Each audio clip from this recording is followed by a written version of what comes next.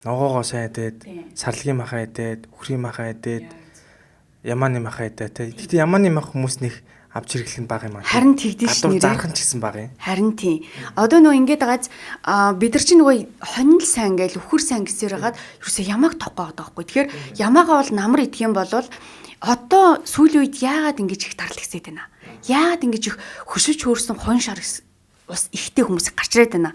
Яагаад их толгой ингэж хатгуулж те манарч ингэж өвддөг толгой өвдөлтөй хүмүүс ихсээд байна те гэдэг чинь эн чинь өөрөө намар цагтаа бид нар хоолоо буруудуулсантай холбоотой. Тэгэхээр намрын тэр халуун буюу тэр цусны халуун ихсдэг улиралд нь бид нар улам нөгөө халуун чанартай магадгүй хоньны махыг түлхүү намар идээд заримдаа магадгүй зарим айлууд надууны мах жижиж магадгүй тий.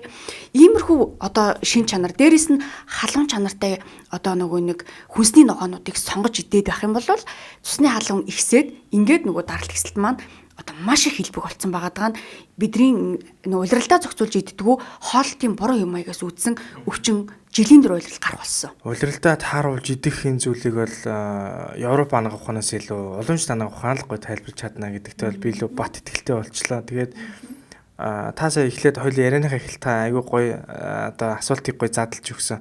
Тэгээд би тэрийг үргэлжлүүлээд асуумаар байна.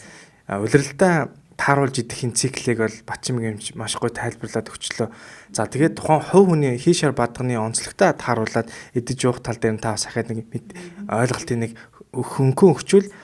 За би нэг өөртөө тааруулж хэрэглүүл ингээм байна. За улиралдаа тааруулбал ерөнхий том зургаар ингээм байна гэдэг ойлголтыг бол маш гоё авах гээд байна. Яг зөв. За тэгэхээр